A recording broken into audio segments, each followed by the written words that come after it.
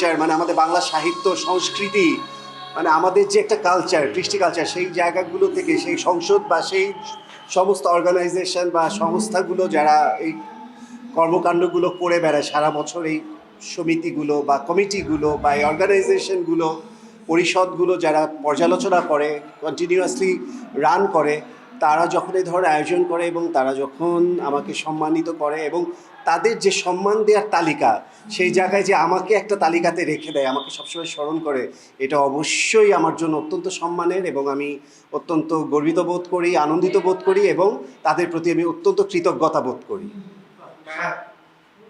ভাই, যেহেতু আপনি কাজের মাধ্যমে অ্যাওয়ার্ডগুলো পান, যখন আপনি একটা কাজের ভিতরের মাধ্যমে পুরস্কৃতটা হন, তখন নিজের ভিতর থেকে কি আশা আছে যে এরপর থেকে কি আরো বেশি?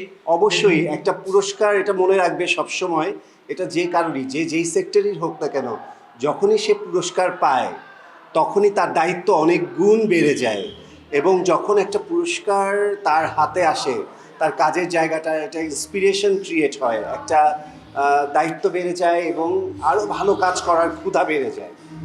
ভাই, যেহেতু আপনি বিনোদন জগতে আছেন, সম্প্রতি দেখা গেছে আপনি শাকিব দম্পতির সন্তান নিয়ে একটা মন্তব্য করেছিলেন, যেটা তারা অফিসিয়ালি অ্যানাউন্সমেন্ট করার আগে আপনি বলে দিয়েছিলেন। সেটা কিভাবে জানলেন আপনি? আচ্ছা, সেটা কিভাবে জানলাম? এটা তো বলা জরুরি না। বলা জরুরি হলো যে কথাটা মিলেছে কিনা, সেটার জন্য সবার আগে এই সেলিব্রেশনটা বা এই আনন্দের যে জয়ধ্বনি বা ভালোবাসাটা আমাকে দেওয়া উচিত সবার আগে, কারণ আমি দেশবাসীকে সবার প্রথম জানিয়েছি। একটা ফটো ছিল যে যখন উপরওয়ালা অনেক খুশি হন তখন একটা দম্পতির জীবনে কন্যা সন্তান দান করেন। অবশ্যই অবশ্যই। আর সেইখানে আমাদের শাকিব দম্পতির কন্যা সন্তান কিন্তু 11 মে হয়েছে, যেটা 5 জুন তারা প্রবাসে আছে। এই যে বাচ্চা হওয়ার কথা, এটা তো আনন্দের খবর। এটা কি এত লেটের সামনে আনার কারণটা কি?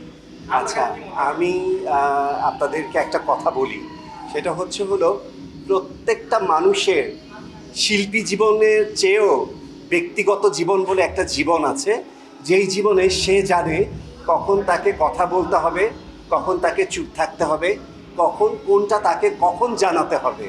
সো প্রত্যেকটা মানুষের একটা প্ল্যান থাকে, নির্দিষ্ট সময় থাকে, তার ক্যারিয়ারের পাশাপাশি সে নিজে ডিসাইড করে যে আমি এটা আসলে কখন বলবো, কখন জানানোর জন্য প্রপার সময়। আমরা কেন দেরি করলো, কেন বললো বা কেন বললো না সেটা না বলে, বরং আমরা অপেক্ষা করি তারা তাদের মতো করে তাদের সময়ে তারা বলুক। বলবে তো, নিশ্চয়ই বলবে, অবশ্যই বলবে। আনন্দ সংবাদ, এটা তো সবার সাথে একদম সবাইকে নিয়ে প্রকাশ্যে আনা উচিত ছিল।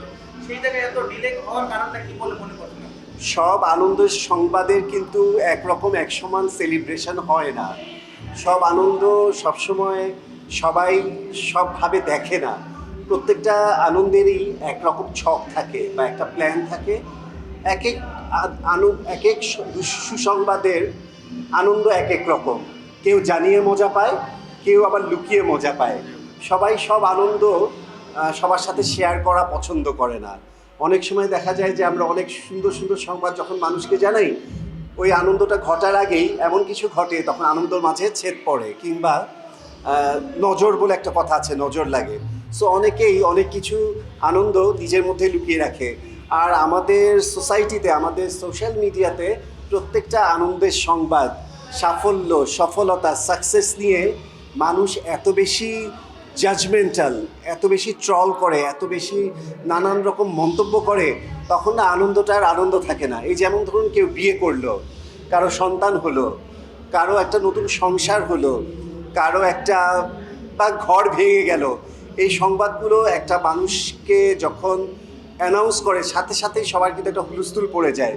সেই হুলস্থুলের কারণে কিন্তু এটা কিন্তু সাংসারিক জীবনে একটা বিশাল এফেক্ট পড়ে। দ্যাটস ওয়াই অনেকের আছে বলতে বলতে করতে করতে একটা ঘর ভেঙে ফেলে।